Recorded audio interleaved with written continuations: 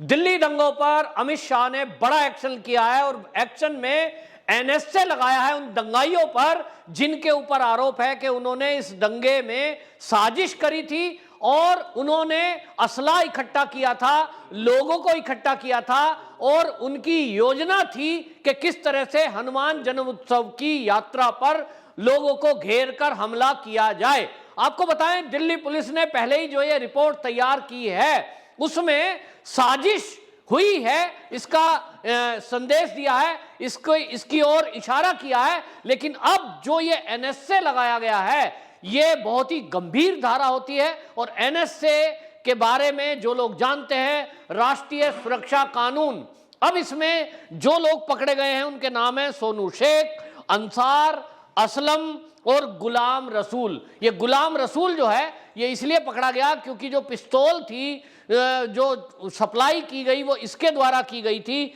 जो सोनू शेख ने गोली चलाई थी वो पिस्तौल ये गुलाम रसूल ने सप्लाई की थी और चारों लोगों पर ये एनएसए लगाया गया है। और इसके अलावा अभी और भी गिरफ्तारी जो होंगी ये गृह मंत्रालय की तरफ से बिल्कुल सख्त निर्देश है और इसके संकेत कल ही आ गए थे जब अमित शाह जी ने सीधे सीधे गृह मंत्रालय के अधिकारियों को यह कहा था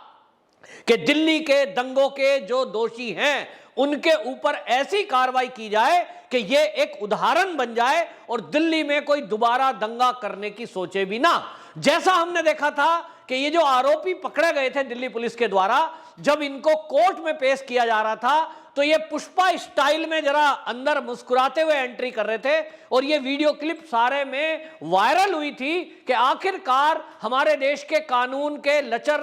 कानून के चलते इन आरोपियों में कोई खौफ क्यों नहीं है, मुस्कुरा कर ये पुलिस के साथ जा रहे हैं। शायद इनको लग रहा है कि हम 1-2 दिन में जमानत में छूटकर बाहर आ जाएंगे, फिर से अपने अवैध धंधे चलाएंगे, फिर से वहां लोगों के बीच होंगे, फिर से एक अलग दंगा करने के लिए तैयार होंगे। लेकिन अब अमित शाह के द्वारा जो ये निर्देश दिया गया और जो पुलिस ने ये एनएसए लगाने का तय किया है और एनएसए लगा दिया, इसके बाद आपको बता दें जो कानून में जानकारी है वो ये कि अब इनको 1 साल तक यानी 12 महीने तक ये पुलिस की गिरफ्त में रह सकते हैं। ये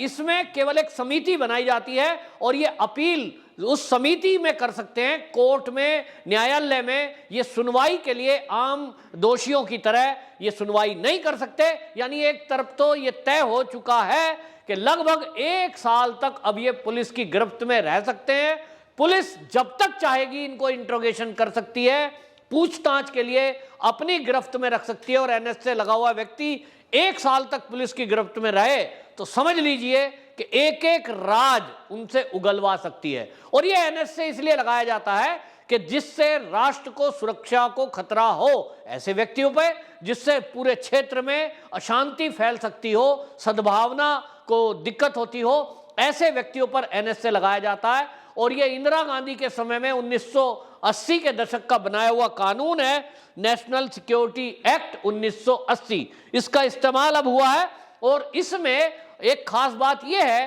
कि एनएसए लगाने के लिए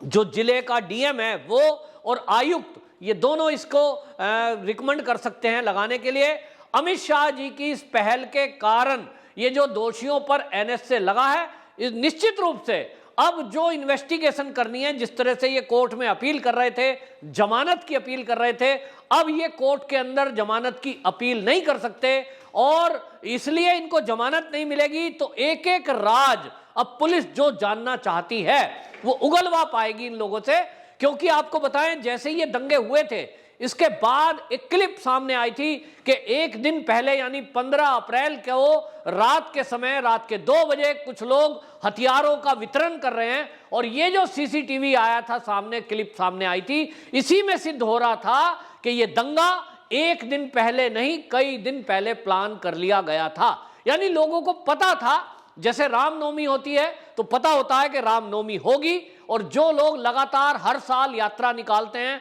उनका पता है कि यात्रा निकलेगी, यात्रा किस रूट से निकलेगी और उसके ऊपर हमला करना है। ठीक इसी तरह की साजिश का खुलासा मध्य प्रदेश में भी हुआ था खरगोन को लेकर, गुजरात के दंगे में भी यही खुलासा हुआ है कि उसके पीछे पूरी प्लानिंग है बाकायदा कुछ धार्मिक लोगों ने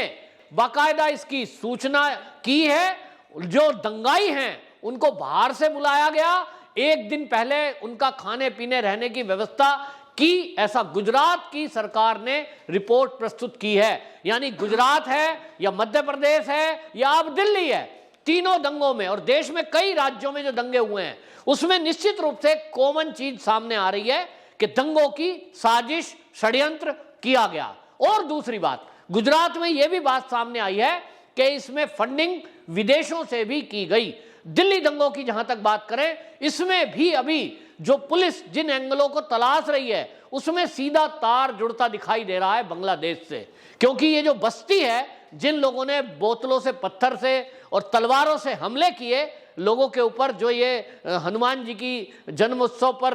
रथ यात्रा निकाल रहे थे, इनके ऊपर जो हमला हुआ है, ये सब के सब लोग बांग्लादेशी घुसपैठी बताए जा रहे हैं। और आपको बताएं, याद होगा दिल्ली का दंगा सीएए के विरोध को लेकर, ईस्ट दिल्ली में जो दंगा हुआ था वहां भी इसी तरह का हुज्जूम इकट्ठा था, इसी तरह महिलाओं ने बाकायदा पुलिस के ऊपर हमला किया था। और जब गाड़ियां जलाई गई थी तब बाद में ये चीजें सामने आई थी कि आखिरकार इतनी बड़े पैमाने पर तैयारी कैसे हो सकती है कुछ ही मिनटों में, क्योंकि लोगों के घरों में पेट्रोल बम मिले थे, बड़ी बड़ी गुलेल मिली थी जिनसे उन पेट्रोल बोतलों को पेट्रोल भर के आग लगा के दूर तक फेंका जा सके, ऐसी गुलेल मिली थी और वो कई जगह मिली थी। तो गुलेल लोहे की बनाकर एंगल को वेल्ड करके बनाई गई थी, तो 1 घंटे में भी वो नहीं बन सकती, उसके लिए कई दिन की तैयारी चाहिए। दूसरा, एसिड इकट्ठा किया गया था। जो आम आदमी पार्टी का जो नेता था ताहिर हुसैन, उसके घर में भी बड़ी मात्रा में पेट्रोल बम और बड़ी मात्रा में एसिड ये मिला था और यही सब ये यहां हमले में प्रयोग किया गया। एक बात और लोग पूछते हैं, आप देखिए कि यहां तक कि पिस्तौल भी थी, पिस्तौल से गोली भी चली, वो गोली दिल्ली पुलिस के एएसआई को लगी। लेकिन आप समझिए कि ज्यादातर हमले ये कैसे करते हैं, एक सीधा सा ट्रेंड है पूरे भारत में। रामनवमी के उत्सव पर या हनुमान जन्मोत्सव के मौके पर जो यात्राओं पर हमले हुए, इसमें एक बात कॉमन आप देखेंगे कि महिलाएं शामिल हैं, बच्चे शामिल हैं, और ये सब पत्थर और एसिड की बोतलें और पेट्रोल बम इससे हमला करते हैं। इसके पीछे एक सोची समझी रणनीति है, और रणनीति यह है कि यदि पुलिस सारे दोषियों को गिरफ्तार करने का प्लान बनाए, गिरफ्तार करे, तो सीधे सीधे यह है कि जिनकी उम्र अभी बालिग नहीं हुए हैं, 18 से 21 से कम हैं, उनको तो कोर्ट ही छोड़ देगी, ये कहते हुए कि ये तो जो है अभी नाबालिग है और इसलिए इनको क्या करें, सुधार गृह में भेजा जाए। और सुधार गृह की क्या हालत है, मतलब वो जेल ही नहीं है और वहां से कई बार तो ये फरार हो जाते हैं। तो एक तो ये हो गया कि उनकी सजा भी कम है, तो सीधा सीधा इनका दिमाग है कि बच्चे अगर जेल जाते भी हैं तो वहां खाना पीना मिलेगा, कोई बात नहीं, और सजा कम होगी। इसी तरह महिला, अगर महिला आगे होंगी, महिला हमला करेंगी, तो अगर बदले में किसी महिला को पत्थर लग गया, जो सामने वाले लोग हैं अगर उन्होंने भी बदले में आत्मरक्षा में कोई पत्थर मार दिया, तो ये लोग पूरा मीडिया में उस औरत को और बच्चों को दिखाएंगे और कहेंगे देखो हिंदुओं ने हमारे ऊपर हमले किए हैं, बच्चों के ऊपर हमले किए हैं। यदि पुलिस ने इनके ऊपर बल प्रयोग कर दिया तो ये पुलिस के खिलाफ भी नैरेटिव सेट करेंगे और कहेंगे देखिए पुलिस ने निर्दोष महिला और बच्चों को मारा है। और इसलिए ये महिलाओं बच्चों को आगे रख के पीछे से गुलेल या बंदूक से ये गोली चलाते हैं बड़े बड़े शातिर बदमाश। तो ये इनकी रणनीति है। नंबर 2 ये बात ये है कि यदि इनमें से किसी व्यक्ति को पकड़ा भी जाए और पुलिस ये लिखे कि इन लोगों ने पत्थर चलाए, इन लोगों ने पेट्रोल बम फेंके, इन लोगों ने जो एसिड फेंका, अगर इसका सबूत भी हो, क्लिप भी हो, तो भी उसके बावजूद हमारा जो कानून है वो अभी तक के कानून में इतनी कम सजा पत्थर फेंकने की या एसिड फेंकने की या पेट्रोल बम की है कि इनको कुछ ही दिनों में जमानत भी मिल जाती है और ये जेल से छूट भी जाते हैं। और इसीलिए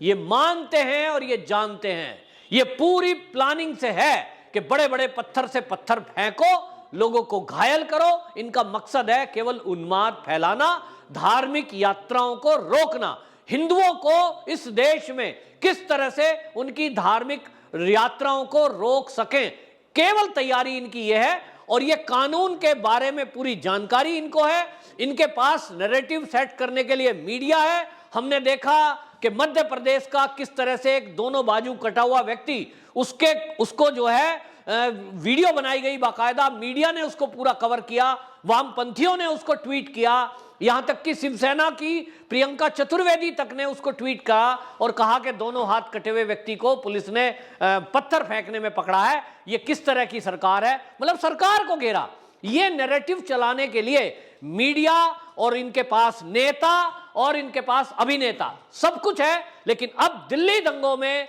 जिस तरह से पुलिस की कार्रवाई हो रही है और अमित शाह सीधे सीधे इसको निर्देशित कर रहे हैं, निश्चित रूप से माना जाए कि जैसा अमित शाह जी ने कहा था कि ऐसी कार्रवाई दिल्ली के दंगाइयों पर होगी जो एक उदाहरण बनेगी। एनएस से लगाकर यह सिद्ध कर दिया है कि Amit Shah full action mode में है और कोई भी दोषी बख्शा नहीं जाएगा। वंदे मातरम।